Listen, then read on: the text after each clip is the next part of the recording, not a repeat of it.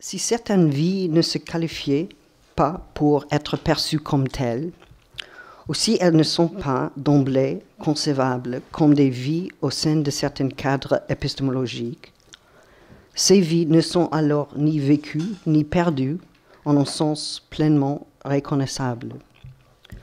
Une telle exigence, bien entendu, laisse entière la question de savoir ce que signifie vivre ou perdre la vie dans un sens pleinement reconnaissable, et je ne suis pas certain qu'il y ait quelque chose que l'on puisse considérer comme une pleine reconnaissance.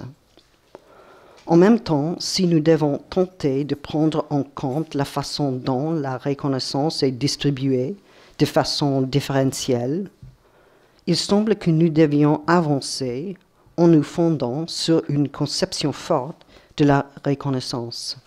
Je cherche d'une part à attirer l'attention sur le problème épistémologique engendré par la question du cadrage, les cadres à travers lesquels nous appréhendons ou, en réalité, échouons à appréhender les vies des autres comme perdues ou blessées, pouvant être perdues ou blessées, sont politiquement saturés.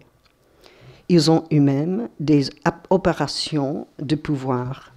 Ils ne déterminent pas unilatéralement les conditions d'apparition, mais leur objectif est néanmoins de délimiter la sphère d'apparition elle-même.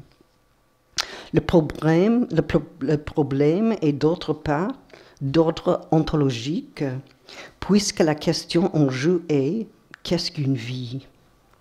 La constitution de l'être même de la vie repose sur un ensemble de moyens choisis. Par conséquent, nous ne pouvons faire référence à cet être indépendamment des opérations de pouvoir, et nous devons être plus précis au sujet des mécanismes spécifiques de pouvoir à travers lesquels la vie est produite. Pouvons-nous appeler quelque chose vie en général, ou lorsque nous faisons référence à la vie, s'agit-il toujours de renvoyer à un certain cadre déterminant ce qu'est la vie, ce qui ne l'est pas et ce qui échoue à entrer de façon simple dans l'une ou l'autre de ces catégories dès que nous faisons référence à la vie?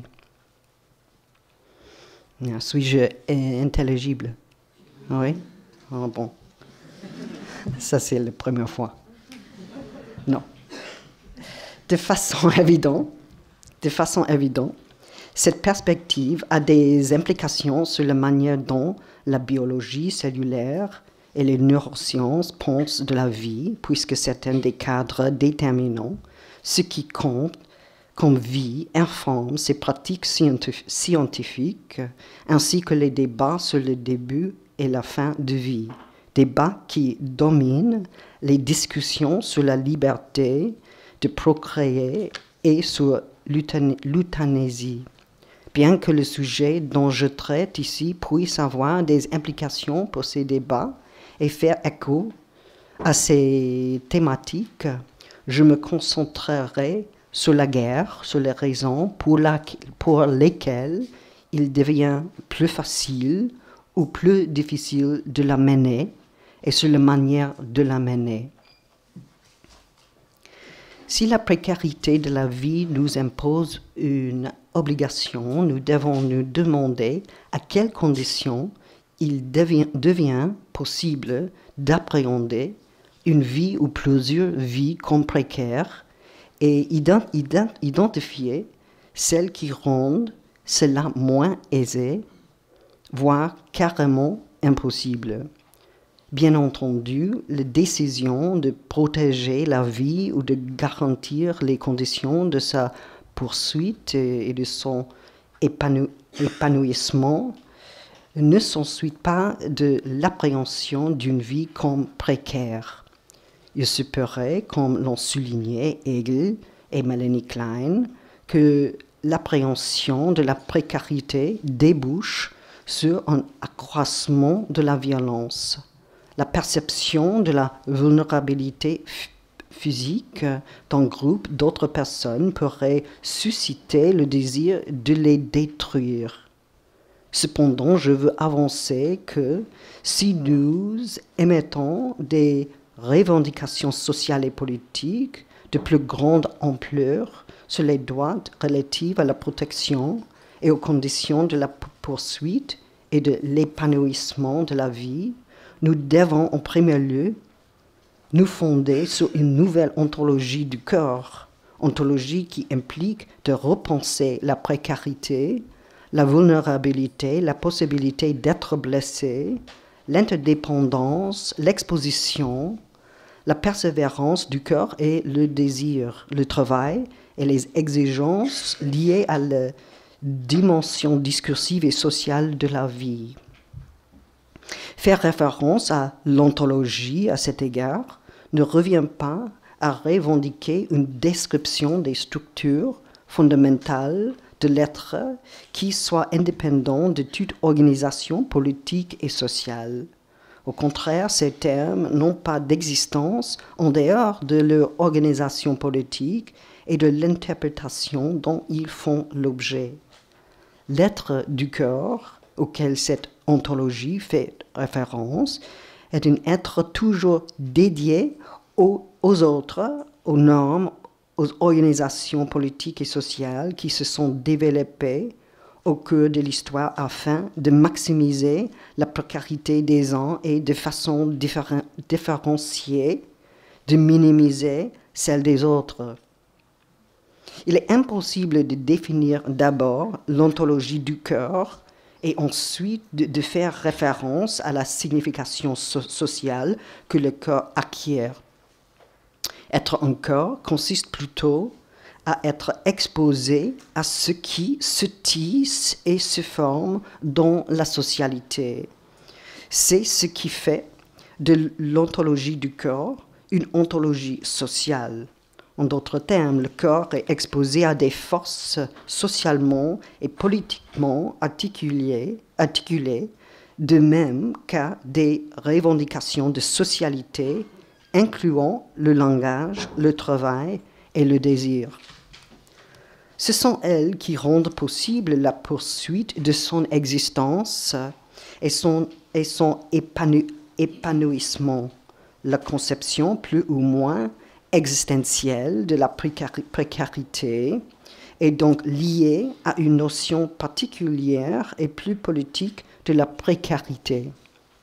C'est la distribution différenciée de la précarité qui forme, de mon point de vue, à la fois le point de départ d'une nouvelle conception de l'ontologie du corps et d'une politique progressiste ou de gauche, grâce auquel les catégories de l'identité sont dépassées et subverties. La capacité épistémologique d'appréhender une vie dépend en partie de la production de cette vie en fonction des normes qui la qualifient comme telle ou en vérité comme partie intégrante de la vie. De cette manière, la production normative de l'ontologie engendre ainsi le problème épistémologique de l'appréhension d'une vie et cela donne à son tour naissance à un problème éthique. Celui de déterminer en quoi consiste la considération accordée à une vie, au mieux sa protection contre le tort et la violence. Nous parlons bien entendu à chaque niveau de cette analyse de différentes modalités de la violence, mais cela ne signifie pas qu'elles sont toutes équivalentes et qu'aucune distinction ne doit être opérée. Des cadres opèrent la différenciation entre les vies que nous pouvons appréhender et celles que nous ne pouvons saisir ou déploient les vies tout au long d'un continuum. Ce faisant, ils n'organisent pas seulement l'expérience visuelle, mais ils établissent et génèrent des ontologies ontologie spécifique du sujet. Les sujets sont constitués à travers des normes qui, dans leur itération, produisent et modifient les termes à travers lesquels les sujets sont reconnus. Ces conditions normatives de la production de sujets engendrent des ontologies historiquement contingentes, de telle sorte que notre capacité même à discerner et à nommer l'être du sujet repose sur des normes qui facilitent la reconnaissance. En même temps, ce serait une erreur de conférer à ce travail des normes en caractère déterministe. Les schèmes normatifs s'interrompent les uns les autres, émergent et disparaissent en fonction de jeux de pouvoir de plus grande ampleur et très souvent avoisinent des versions spectrales de ce qu'ils prétendent connaître. Il y a ainsi des sujets qui ne sont pas tout à fait reconnaissables comme tels, et il y a des vies qui n'en sont pas véritablement, ou qui, en réalité, ne sont jamais reconnues comme telles. En quel sens, par conséquent, la vie excède-t-elle toujours les conditions normatives de sa reconnaissance? Avancer qu'elle excède ces normes ne signifie pas que la vie résiste par essence à la normativité, mais seulement que chacun des chantiers de vie exige du temps et qu'aucun travail ne peut se substituer au temps. En d'autres termes, le travail n'est jamais fait une fois pour toutes. Ceci est une limite interne à l'élaboration de la norme elle-même, une fonction de son itération et de son hétérogénéité. Elle ne peut bâtir sa toile et exercer ainsi son pouvoir indépendamment de cette limite, et celle-ci borne la portée de ses effets, quels qu'ils soient. Incroyable.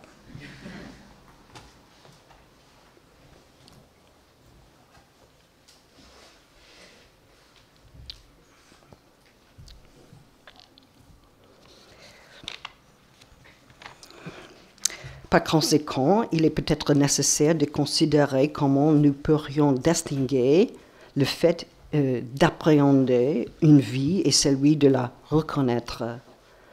La reconnaissance est le terme le plus fort, issu des textes hegéliens et objet de révision et de critique depuis de nombreuses années.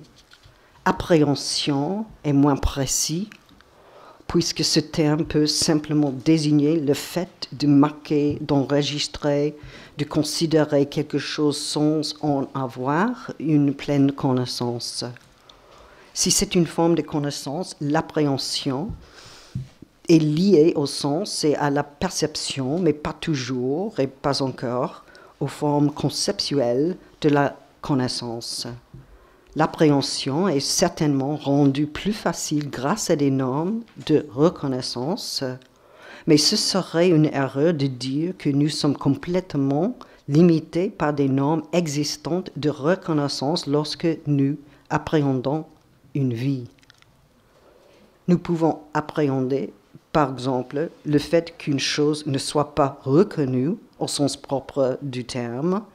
Une appréhension en vérité, peut devenir le fondement d'une critique des normes de la reconnaissance.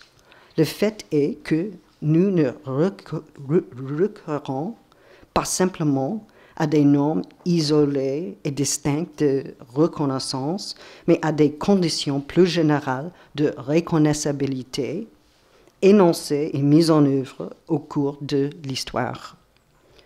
En nous demandant comment la reconnaissabilité est élaborée, nous ouvrons la porte à une perspective qui suggère que ces champs sont constitués de façon variable et historique, quelle que soit leur fonction a priori en tant que condition de l'apparition. Si la reconnaissance caractérise un acte ou une pratique ou même une scène réunissant plusieurs sujets, alors la reconnaissabilité qualifie les conditions plus générales qui rendent un sujet apte à être reconnu. Les termes généraux, les conventions et les normes agissent à leur manière en transformant, en faisant d'un être vivant un sujet reconnaissable, mais ce mouvement connaît des chemins de traverse et a des résultats inattendus. Ces catégories, ces conventions et ces normes qui préparent ou établissent un sujet en vue de sa reconnaissance, qui font émerger un sujet apte à être reconnu, sont antérieurs à l'acte de reconnaissance lui-même et le rendent possible. En ce sens, la reconnaissance comme faite est précédée par la reconnaissabilité. Comment dès lors peut-on comprendre cette dernière? En premier lieu, ce n'est pas une qualité ou une potentialité des individus humains. Cela peut sembler absurde de l'affirmer de cette manière, mais une telle conception du problème repose sur une vision individualiste de la personne qui n'a pas encore fait l'objet d'une critique. Si nous affirmons que la reconnaissabilité est une potentialité universelle de la personne en tant que telle, alors, en un sens, le problème auquel nous sommes confrontés est déjà résolu. Telle conception particulière de la personne déterminera la portée et la signification de la reconnaissabilité. Nous faisons ainsi précéder notre analyse d'un idéal normatif. Nous avons en effet déjà reconnu tout ce que nous devons savoir sur la reconnaissance. La reconnaissance ne pose aucun défi relatif à la forme de l'humain habituellement érigée en norme de la reconnaissabilité, puisque la norme réside dans la conception de la personne même. L'enjeu est cependant de s'interroger sur la manière dont ces normes agissent pour engendrer certains sujets, en faire des personnes reconnaissables et rendre difficilement reconnaissables d'autres sujets. Le problème ne consiste pas seulement à incorporer plus de personnes dans le cadre des normes existantes, mais aussi à examiner comme les normes en vigueur distribuent de façon différentielle la reconnaissance. Quelles nouvelles normes sont possibles et comment sont-elles forgées? Que pourrait-il être fait pour produire un ensemble de conditions de reconnaissabilité garantissant une plus grande égalité? En d'autres termes, que pourrait-il être fait pour déplacer les termes mêmes de la reconnaissabilité afin de produire des effets profondément plus démocratiques?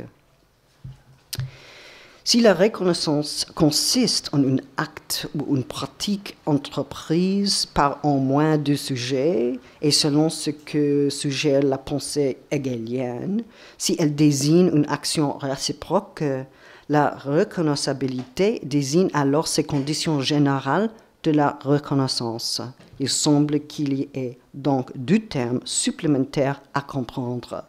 Appréhension, entendu comme mode de connaissance antérieure à la reconnaissance ou peut-être irréductible à elle, et intelligibilité, c'est-à-dire le ou les schémas historiques généraux qui délimitent le champ de la connaissance.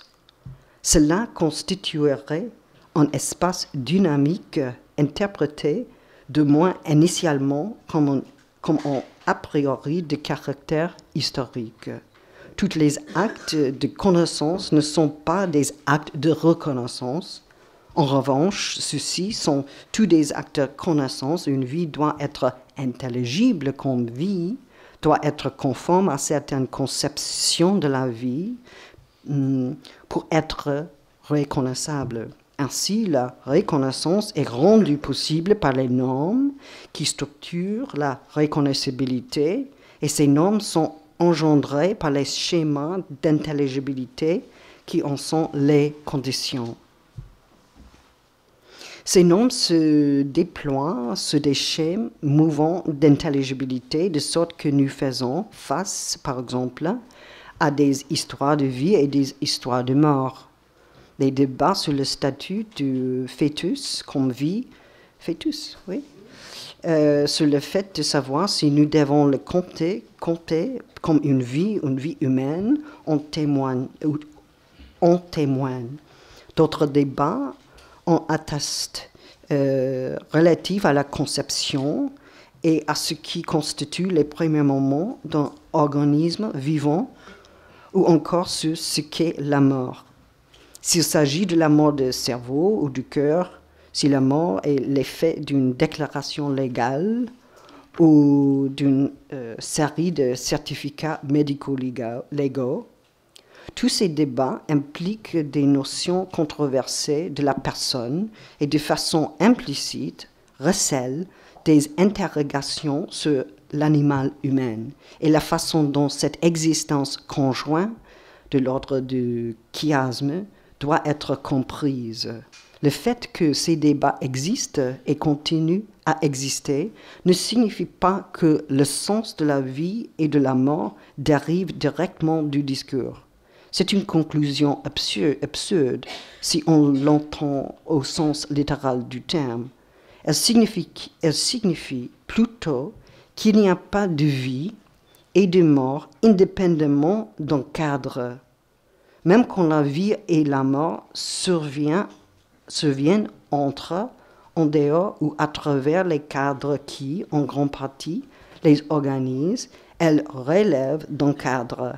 Il est vrai, en revanche, qu'elles surviennent selon des modes qui mettent en cause la nécessité des mécanismes par lesquels les domaines ontologiques sont établis. Si une vie est produite selon les normes de reconnaissance de la vie, cela n'implique pas que tout ce qui lui est relatif soit produit en accord avec ces normes. Cela n'implique pas non plus que nous devions rejeter l'idée qu'il y a un reste de vie suspendue et spectrale qui borde et hante toute occurrence normative de la vie.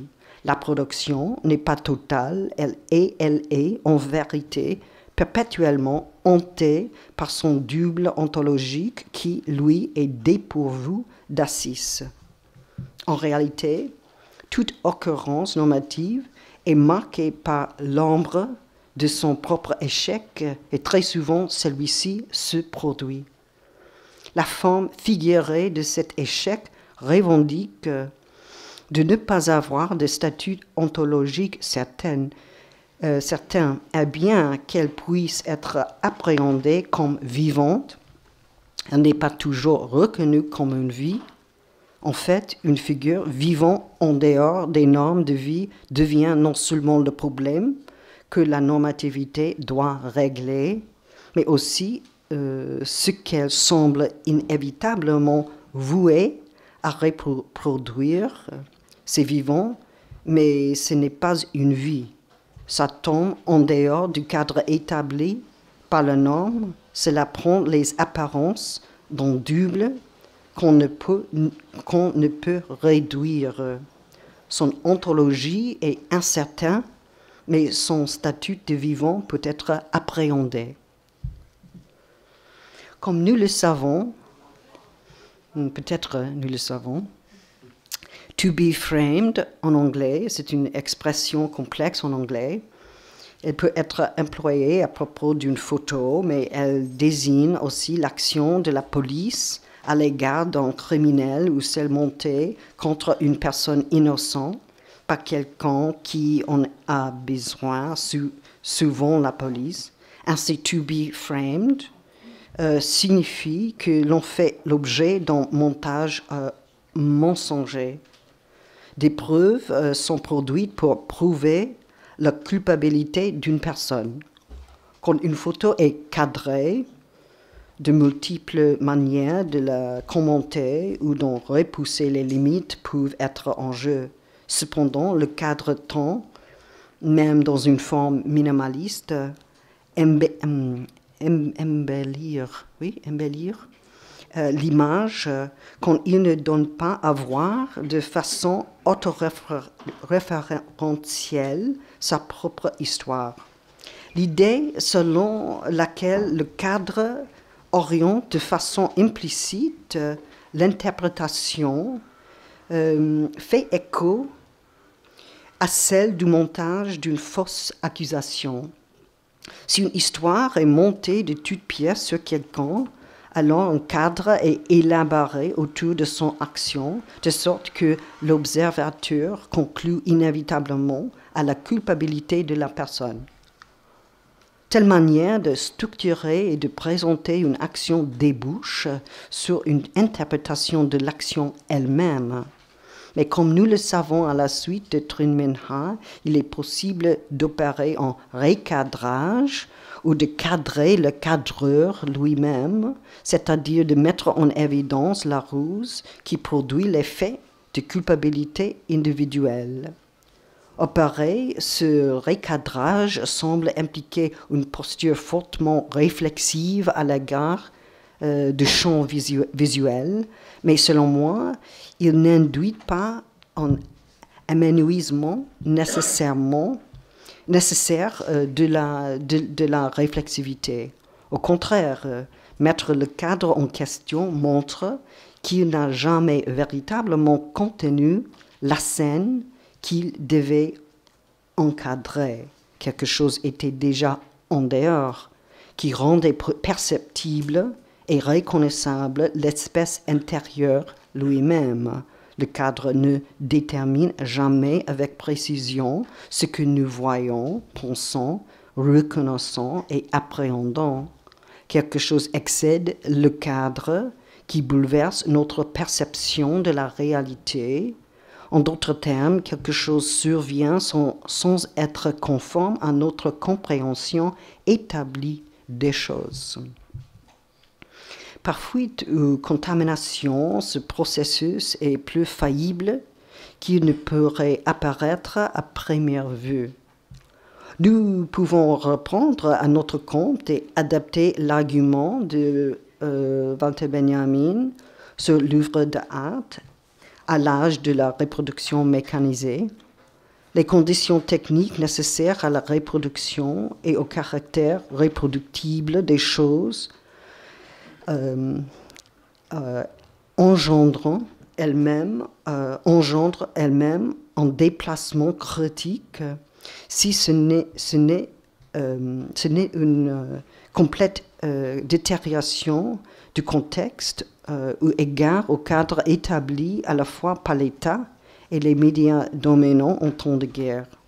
Cela signifie, en premier lieu, que même s'il était possible de déterminer, en tenant compte de la couverture médiatique globale, un unique contexte pour la création photographique en temps de guerre, sa circulation excéderait nécessairement ce contexte.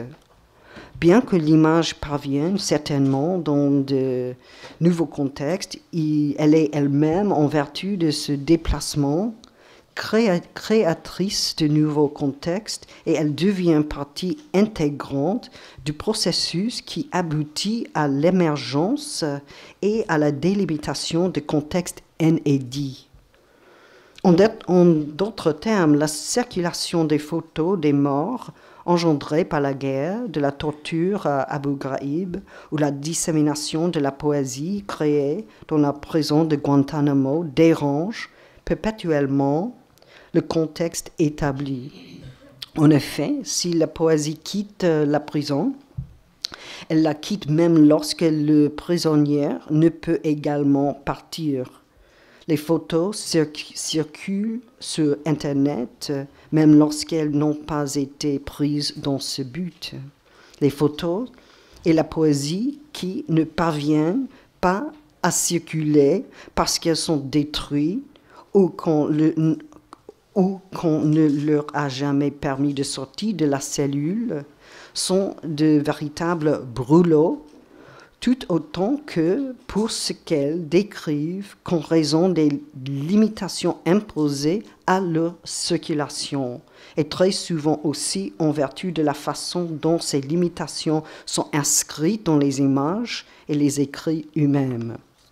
Cette capacité à circuler fait partie de ce qui est détruit, et si cela transparaît, le récit de cet acte de destruction circule alors en lieu et place de ce qui est détruit. Ce qui échappe au contrôle est précisément ce qui rompt avec le cadre déterminant les événements, l'image, le texte de la guerre. Mais si ces contextes font l'objet d'un montage, il n'y a pas de contexte qui ne soit implicitement délimité. Et si un cadre se modifie invariablement à mesure qu'il se déploie dans le temps et l'espace, et il ne peut en être autrement, alors ce cadre en mouvement doit sortir du contexte dans lequel il s'est élaboré pour se poser ou arriver en quelque endroit que ce soit. Quelle implication aurait la prise en compte de ce mouvement hors de et à l'écart de comme constitutive du phénomène médiatique en jeu, comme la fonction même du cadre. Les conditions de reproductibilité déterminent le succès d'un cadre qui cherche à contenir, véhiculer et déterminer ce qui est vous et y parvient parfois pour un temps. Cependant, cette reproductibilité induit en écart constant par rapport au contexte la délimitation permanente d'un nouveau contexte. Cela signifie que le cadre ne contient pas véritablement ce qu'il véhicule, mais se modifie chaque fois qu'il cherchait à conférer à son contenu une forme définitive. En d'autres termes, le cadre ne tient pas les choses en un lieu fixe, mais se transforme lui-même perpétuellement, sujet d'une logique temporelle qui le conduit à se mouvoir de lieu en lieu. Comme le cadre s'éloigne constamment de son contexte, ce mouvement fait partie de sa définition même. Cela nous conduit à une manière très différente de comprendre à la fois l'efficacité du cadre et la facilité avec laquelle on peut l'inverser, le subvertir et même l'instrumentaliser de façon critique. Ce mouvement effectué dans le temps par le cadre est la condition de l'affect qu'il suscite et celle de son déplacement. L'image digitale circule ainsi en dehors des frontières d'Abu Ghraib. La poésie créée à Guantanamo est récupérée par des avocats du droit constitutionnel qui s'arrangent pour la faire publier dans le monde entier. Les conditions sont réunies pour laisser place à l'étonnement, l'indignation, le dégoût, l'admiration et la découverte. Tel ou tel affect surgit selon la manière dont le cadre présente son contenu, en se déplaçant dans le temps et l'espace. Le mouvement de l'image ou du texte en dehors du lieu de son confinement est une sorte de percée, de sorte que même si l'image et la poésie ne peuvent libérer quiconque d'un emprisonnement forcé, arrêter une bombe ou encore moins inverser le cours de la guerre, elles mettent fin à l'acceptation quotidienne de la guerre. Elles donnent aussi naissance de façon généralisée à l'indignation contre la guerre, aux sentiments d'horreur qui soutiennent et engendrent inéluctablement des appels à la justice et à la cessation de la violence.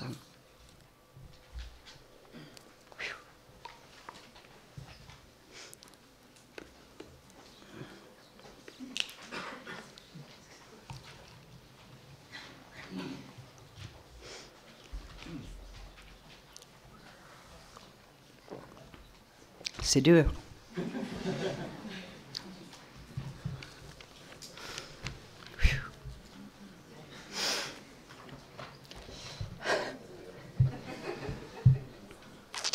Auparavant, nous avons remarqué que l'un des sens de « to be framed » en anglais désigne le fait d'être victime d'un montage mensonger, d'une tactique visant à forger et présenter des preuves pour conférer une apparence de vérité à une fausse accusation. Personne ne peut sortir du cadre dans lequel les conditions de l'apparition sont manipulées par une source de pouvoir. Quelqu'un est framed, c'est-à-dire accusé et jugé par avance, sans preuve valide ni recours évident pour rectifier le tir. Mais si le cadre est entendu comme une forme de percée ou de libération, il apparaît alors plus approprié de le penser par analogie avec une évasion de prison. Cela suggère que le mécanisme de contrôle comporte une marge qui n'est pas bloquée et partant qu'une nouvelle trajectoire est possible pour l'affect.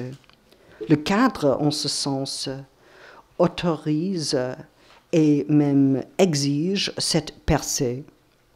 Cela s'est produit lorsque les photos des prisonnières de Guantanamo, agenouillées et tremblants, ont été diffusées publiquement, suscitant l'indignation. Cela s'est de nouveau produit lorsque les images digitales d'Abu Ghraib ont circulé globalement sur Internet, renforçant une opposition massive et viscérale à la guerre. Que se passe-t-il dans de tels moments? S'agit-il de simples moments transitoires ou en réalité des temps où le cadre comme montage plausible est exposé au grand jour et perd son pouvoir contraignant? Une libération à l'égard de l'autorité qui s'exerce illégitimement par la force en découle à la fois exubérante et critique. Illégitimement. Comment pouvons-nous lier cette discussion relative au cadre au problème de l'appréhension de la vie dans sa précarité?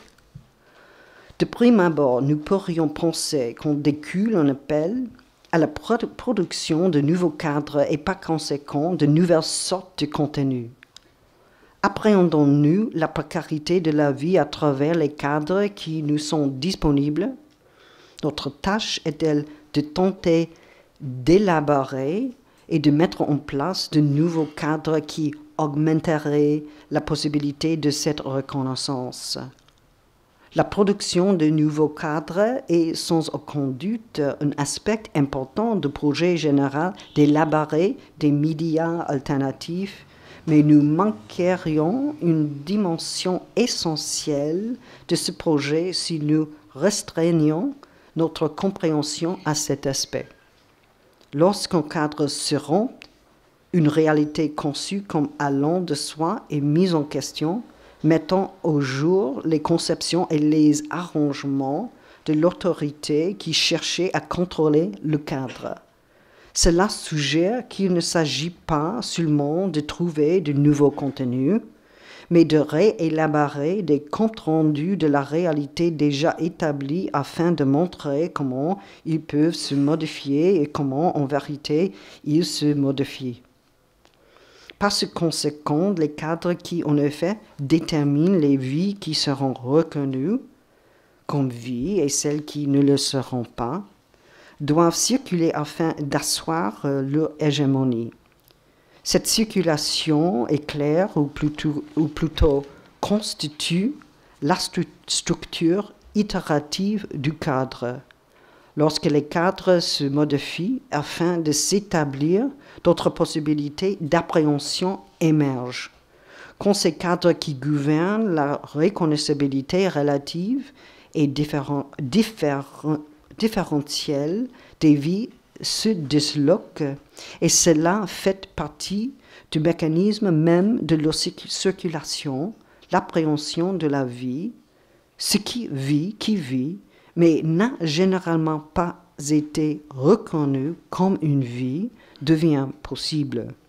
Quel est ce spectre qui range les normes de la reconnaissance, figure vacillante à la présence accrue à la fois interne ou externe au cadre?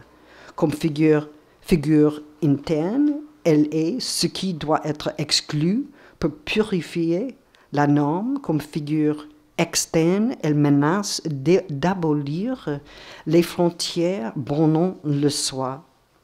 Dans l'un et l'autre cas, elle incarne pour la norme la possibilité de son propre évanouissement. En d'autres termes, elle est le signe que la norme fonctionne justement compte tenu de la perspective de sa dissolution. Cette dissolution est inhérente à ces modes de déploiement. Nous lisons des histoires sur des vies perdues, des chiffres nous sont donnés, mais ces histoires se répètent chaque jour et la répétition semble ne pas devoir connaître de fin. Par conséquent, nous devons non seulement demander ce qu'exige l'appréhension du caractère précaire des vies perdues au cours de la guerre, mais aussi ce que suppose la conjonction de cette appréhension et de l'opposition éthique et politique aux pertes induites par la guerre. Parmi les questions qui découlent de cette situation, on peut poser celle-ci. Quel affect est engendré par la structure du cadre? Et quelle relation entretient-il avec le jugement et les pratiques éthiques et politiques? Dire que la vie est précaire requiert non seulement qu'une vie soit appréhendée comme telle, mais aussi que la précarité soit appréhendée comme un aspect, comme un élément constitutif du vivant. De point de vue normatif, je défends l'idée qu'il devrait y avoir un moyen plus inclusif et plus égalitaire de reconnaître la précarité et que cela devrait prendre la forme d'une politique sociale concrète au sujet du logement, du travail, de la nourriture, du soin médical et du statut légal. Cependant, j'insiste également d'une manière qui pourrait apparaître paradoxale sur le fait que la précarité ne peut pas être à proprement parler reconnue.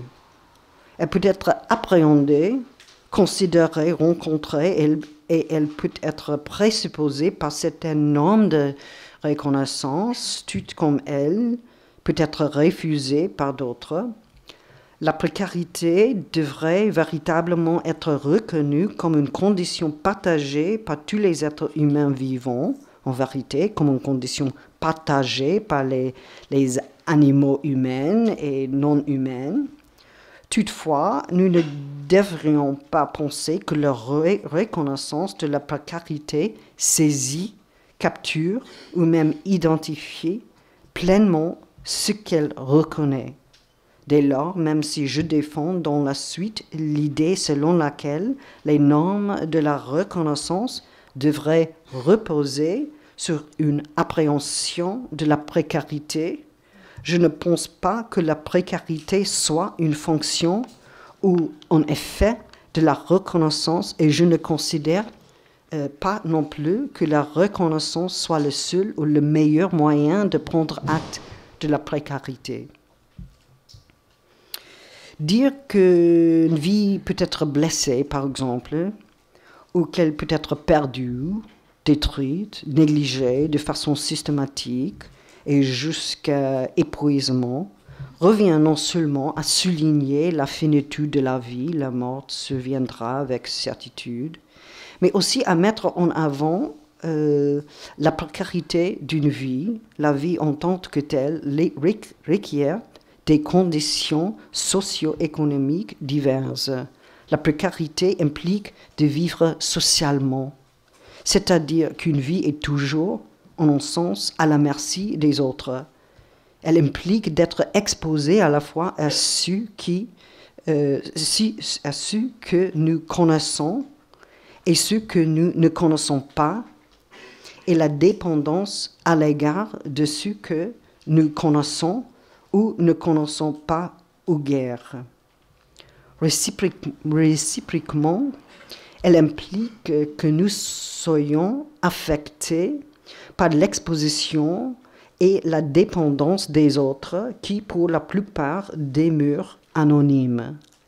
Ce ne se traduit pas nécessairement par des relations d'amour ou même de soins, mais par des obligations envers les autres que, pour la plupart, nous ne pouvons nommer, nous ne connaissons pas, et qui ont ou non des traits communs et familiers avec ce que nous sommes, de façon établie. Pour parler communément, nous pourrions dire que nous, entre guillemets, avons de telles obligations envers les autres, entre guillemets, et présumer que nous savons qui nous sommes en la circonstance. L'implication sociale de cette perspective est toutefois que le nous, précisément, ne se reconnaît pas et ne peut se reconnaître qu'il est d'emblée scindé, traversé par l'altérité, comme l'a dit Lévinas. Les obligations que nous avons sont justement celles qui battent en brèche toute notion établie de nous. Par-delà un concept existentiel de la finitude qui singularise notre relation à la vie et à la mort, et contre lui, la précarité indique le fait que nous sommes éminemment substituables et anonymes, et ceci eu égard à certaines modalités de mourir et de la mort socialement favorisées, ainsi qu'à d'autres modalités de la poursuite et du déploiement de l'existant également dépendant de la société. Ce n'est pas après notre naissance que nous devenons précaires. La précarité est coextensive à la naissance du bébé. La naissance est par définition précaire. Cela signifie que la survie de cet être importe et dépend des multiples mains unies en réseau social. C'est justement parce qu'un être humain peut mourir qu'il est nécessaire pour les autres d'en prendre soin, et cela afin qu'ils vivent. La valeur de la vie apparaît seulement dans un contexte où sa perte importe. Le fait de pouvoir pleurer une vie est ainsi la condition pour qu'elle ait de l'importance. Pour la plupart, nous imaginons qu'un bébé vient au monde et nourrit et par ce monde et meurt finalement. Nous imaginons que l'enfant est voulu, que le début de la vie est célébré, mais il ne peut y avoir de célébration sans la compréhension implicite que cette vie peut être pleurée, qu'elle le serait si elle venait à être perdue, et que le futur intérieur est posé comme condition de sa vie. Dans le langage ordinaire, le deuil a pour objet une vie qui a déjà été vécue, et il suppose que la vie s'est achevée. Mais selon le futur intérieur, qui fait aussi partie du langage ordinaire, le fait de pleurer une vie est une condition de son émergence et de son maintien. Le futur intérieur, une vie a été vécue, est présupposée au début d'une vie qui vient seulement de commencer. En d'autres termes, ce sera une vie qui aura été vécue et la condition d'une vie qui peut être pleurée. Celle-ci sera alors une vie qui l'on pourra considérer comme telle et qui se poursuivra par ce biais. Une vie n'est pas sans possibilité d'être pleurée, ou alors il y a quelque chose qui vit sans être une vie. Il y a plutôt une vie qui n'aura jamais été vécue, étayée par un regard, un témoignage, et elle ne sera pas pleurée quand elle s'achèvera. La possibilité de pleurer une vie doit être appréhendée pour que le soit à son tour sa précarité. Cette possibilité précède et donne naissance à l'appréhension de l'être vivant comme vivant, exposé dès le début à sa propre perte. On pourrait bien entendu émettre une objection contre cette perspective que j'ai élaborée ici. L'idée d'une vie vivable pourrait servir de fondement à ceux qui veulent distinguer des vies valant d'être vécues et des vies méritant la destruction. Autrement dit, cette perspective pourrait étayer le raisonnement sur lequel repose certains efforts de guerre, ce qui distingue entre, d'un côté, des vies dotées de valeurs pouvant être pleurées, et de l'autre, des vies dépourvues de valeurs et qui l'on ne peut pleurer. Mais une telle conclusion néglige la nuance importante qui impose les critères égalitaires à l'examen de ce qu'est une vie vivable. La précarité ne doit pas être simplement perçue comme un trait de cette vie-là ou de cette vie-ci, mais comme une condition généralisée dont la généralité ne peut être niée que si l'on nie la précarité elle-même. Et cette injonction à penser la précarité en termes d'égalité est justement issue de la généralité irréfutable de cette condition. À partir de là, il est possible de protester contre la distribution différentielle de la précarité et de la possibilité d'être pleuré. En outre, l'idée même de précarité implique la dépendance vis-à-vis d'un réseau social et l'existence de conditions suggérant qu'aucune vie en elle-même n'est en jeu ici, mais toujours et seulement des conditions de vie, ou encore la vie en tant qu'elle requiert certaines conditions pour être vivable et être pleurée. Ainsi, nous ne conclurons pas au devoir de préserver la vie de tout ce qui meurt ou est sujet à la destruction, c'est-à-dire tout processus vital, mais une obligation apparaît cependant du fait que nous sommes d'emblée des êtres sociaux, dépendants de ce qui nous est extérieur, dépendants d'autres personnes, d'institutions, d'environnements qui sont maintenus durablement et en ce sens précaires. Maintenir durablement la vie exige de mettre en place ces conditions et de militer pour leur renouvellement et leur renforcement. Quand une vie n'a aucune chance de s'épanouir, il faut alors prendre soin de renforcer les conditions négatives de la vie. La vie précaire implique de considérer la vie comme un processus conditionné et non comme le trait interne d'un individu monadique ou de toute autre entité conçue par la vanité anthropocentrique. Nos obligations concernent précisément ces conditions qui rendent la vie possible, pas la vie elle-même. Plutôt, nos obligations sont formulées à partir de la compréhension qu'aucune vie ne perdure indépendamment de ses conditions de maintien. Elles constituent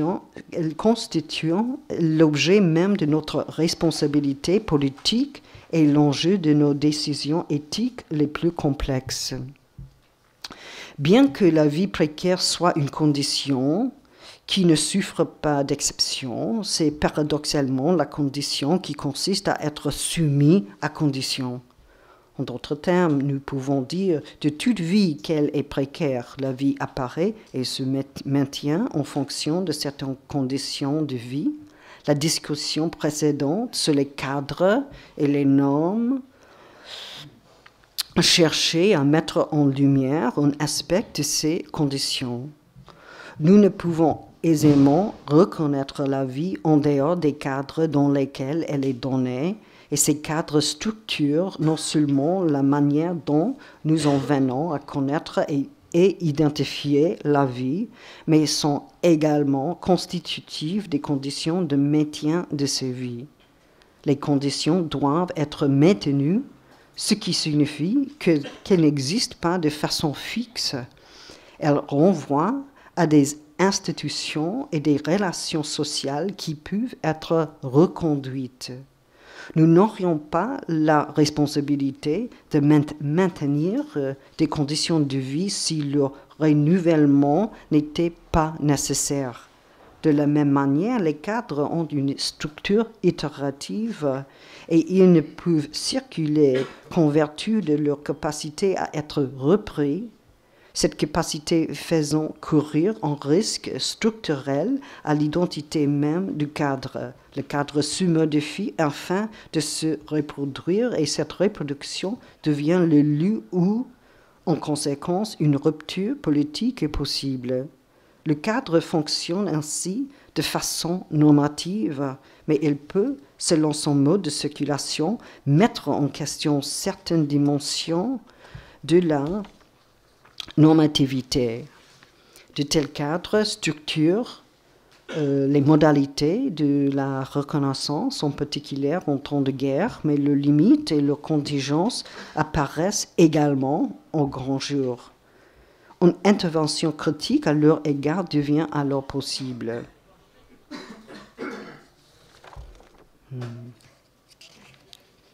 De tels cadres jouent leur rôle dans le cas de l'emprisonnement et de la torture, mais aussi de la politique de l'immigration, pour laquelle certaines vies sont perçues comme des vies tandis que d'autres, bien qu'apparemment vivantes, échouent à être perçues comme telles. Des formes de racisme instituées exercent leur influence sur notre perception des choses et tendent à produire des versions iconiques des populations qui, par excellence, peuvent être pleurées, et d'autres dont la perte n'en est pas une et ne peuvent être pleurées. La distribution différentielle parmi les populations de la possibilité d'être pleurée a des implications sur les raisons pour lesquelles nous éprouvons, non sans effet politique, des dispositions affectives telles que l'horreur, la culpabilité, le sadisme vertueux, la perte et l'indifférence, et sur les moments où nous les ressentons. Pourquoi en particulier y a-t-il eu aux États-Unis une réponse vertueuse à cette forme de la violence qui a été infligée, alors que les intrusions subies pour avoir suscité de brillants deuils sont toujours considérées comme impensables et inassimilables? Si nous adoptons la précarité de la vie comme point de départ, il n'y a alors aucune vie qui n'ait besoin d'abri et de nourriture, aucune vie qui ne dépende d'un réseau plus large de sociabilité et de travail, aucune vie qui ne soit épargnée par la possibilité d'être blessée et la mortalité. Nous pourrions alors analyser certaines dimensions culturelles du pouvoir militaire comme des tentatives faites à ces moments pour maximiser la précarité des autres et minimiser sa propre précarité. Cette distribution différentielle de la précarité est à la fois un enjeu matériel et une question de perception, puisque ceux dont les vies ne sont pas considérées comme pouvant être pleurées et partant dotées de valeurs, sont amenés à éprouver la faim, l'absence d'emploi, la perte de statut légal et subissent une exposition inégale à la violence et à la mort. Il serait difficile, sinon impossible, de décider si cette considération ou incapacité à considérer provient de la réalité matérielle ou si celle-ci débouche sur une telle incapacité, puisqu'apparemment les deux surviennent en même temps et parce que de telles catégories perceptuelles sont essentielles à la fabrication de la réalité matérielle. Précision, cela ne signifie pas que toute matérialité est réductible à la perception, mais seulement que celle-ci a des conséquences matérielles.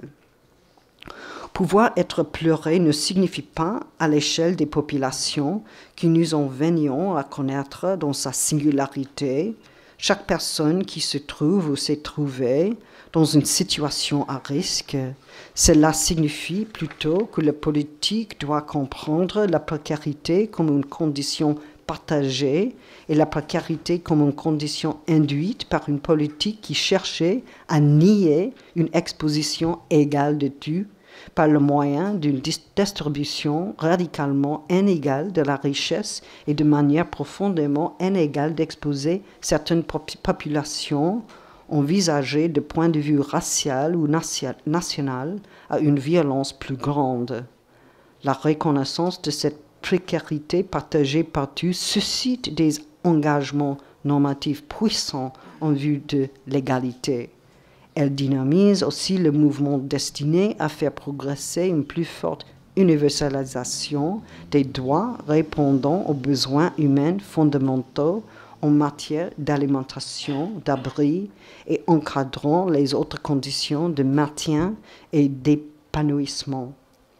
Nous pourrions être tentés de les appeler les besoins matériels, ce qui sont sans aucun doute. Mais lorsqu'on a compris que les cadres à travers lesquels de tels besoins sont affirmés ou niés rendent possibles les pratiques de guerre, nous devons conclure que les cadres de guerre sont ce qui fait partie de la matérialité de la guerre.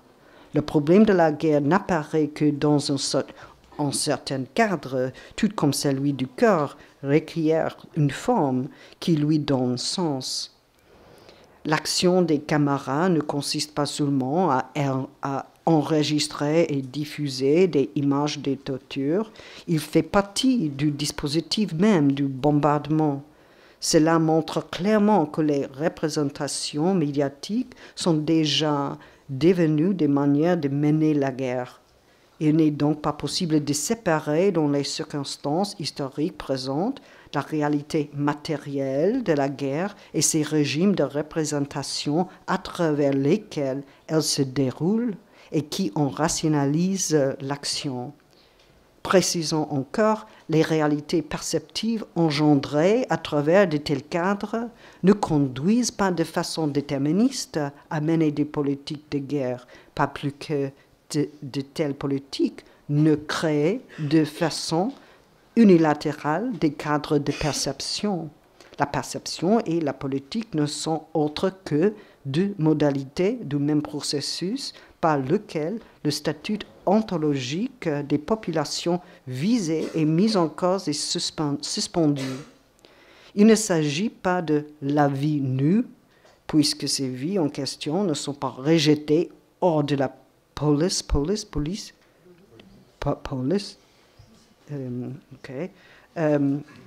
dans un état de radicale exposition forcée, ces vies sont prisonnières et contraintes par des relations de pouvoir mises en situation d'exposition forcée. Ce n'est pas le retrait ou l'absence de loi qui constitue le problème de la précarité, mais les effets même d'une coercition légale et illégitime, dite autrement du pouvoir de l'État qui s'est lui-même libéré des contraintes de la loi. Ah oui, ok.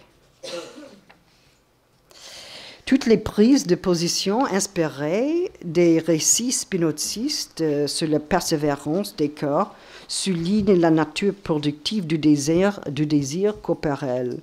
Mais avons-nous rencontré un récit spinoziste sur la vulnérabilité corporelle ou envisagé ses implications politiques? Diverses causes mettent à mal le conatus. Conatus? Les liens qui nous unissent les uns aux autres ne sont pas seulement libidinaux, ils consistent aussi en des modes de dépendance et de proximité involontaires et peuvent avoir des conséquences psychiques ambivalentes. Cela inclut des liens d'agression et de désir, selon Klein par exemple. En outre, cette condition généralisée de précarité et de dépendance est exploitée et désavouée au sein de certains espaces politiques. Aucune volonté, aucune richesse, si grande soit-elle, ne peut éliminer les risques de maladie ou d'accident pour un corps vivant, bien que tous deux puissent être mobilisés au service d'une telle illusion. Ces risques sont inhérents à la vie corporelle, envisagée dans sa finitude et sa précarité. À cause de ces risques, le cœur est toujours pris dans ses modes de socialité et dans un environnement qui limite son autonomie individuelle. La précarité, en tant que condition commune, implique que le corps soit constitutivement social et interdépendant, une vision clairement confirmée par Hobbes et Hegel, chacun à leur manière. Cependant, des formes de domination s'en suivent justement du fait que chaque corps est potentiellement menacé par les autres corps qui sont tout autant précaires que lui.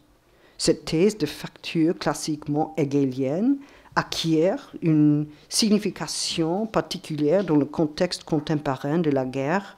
La condition commune de précarité ne débouche pas sur une reconnaissance réciproque, mais sur une exploitation spécifique des populations visées, des vies qui ne sont pas vraiment, des vies que l'on envisage pouvoir détruire et ne pas pleurer.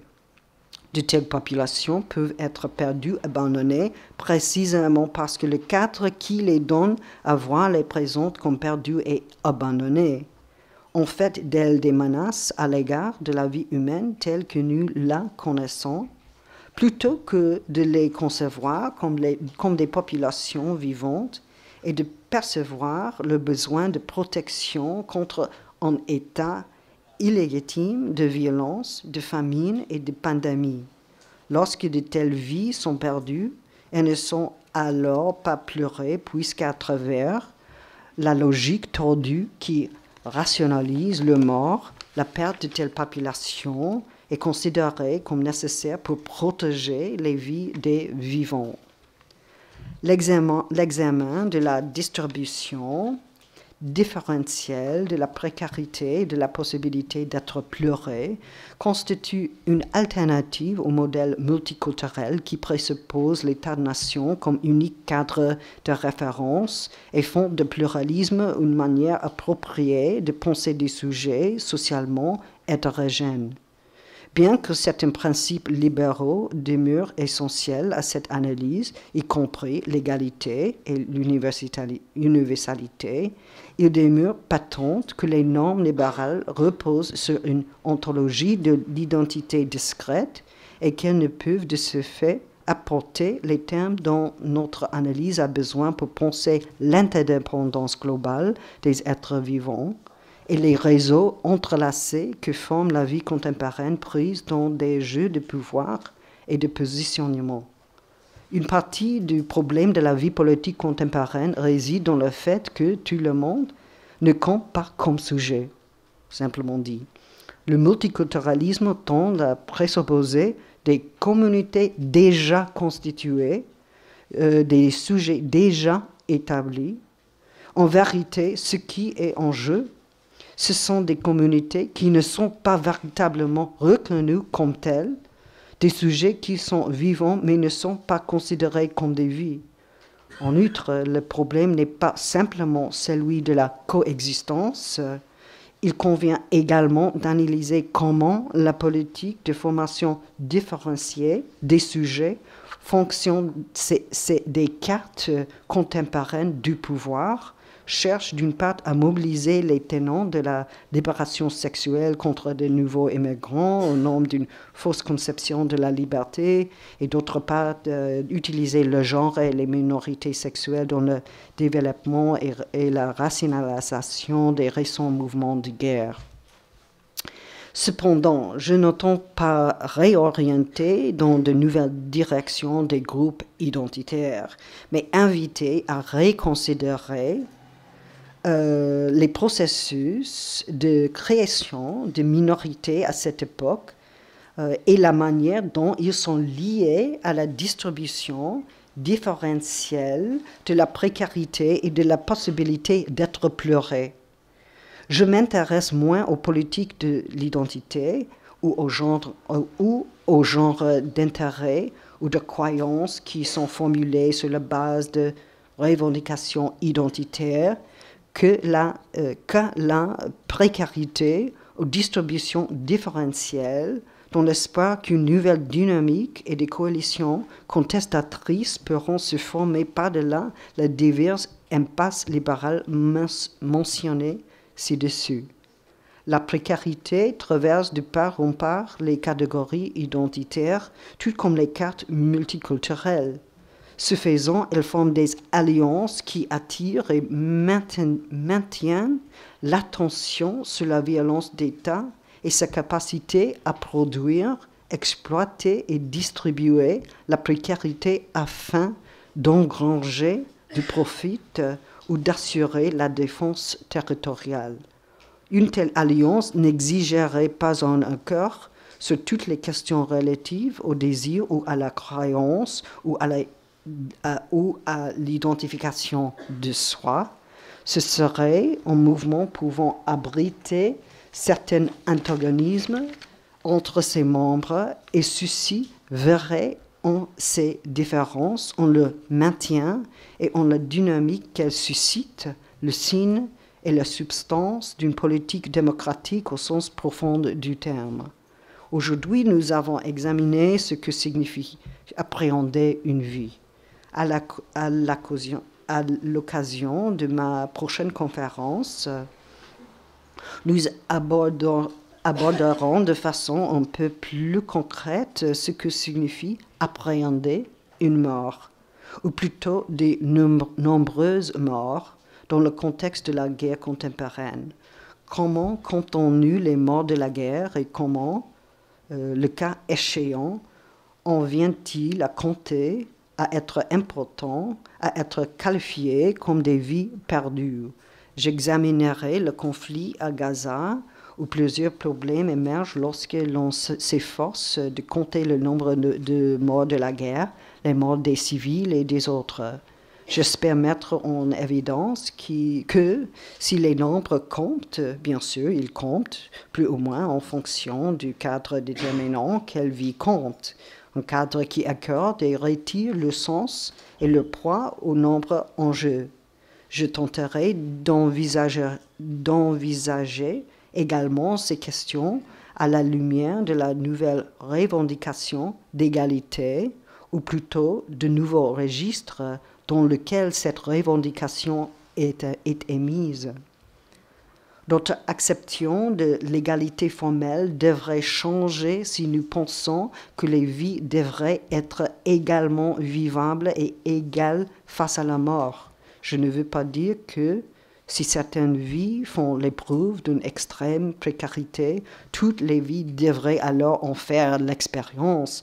Je veux dire plutôt que l'on devrait penser chaque vie comme investie par l'obligation de réduire la précarité de chacun. Enfin, nous devrons examiner le caractère central pour une vie vivable de la possibilité d'être pleuré, de faire l'objet d'un deuil. Si la possibilité du deuil n'est pas présupposée quand nous comptons les vies, alors il ne peut y avoir de vie. En ce sens, le deuil précède la vie. Il la rend possible. Merci.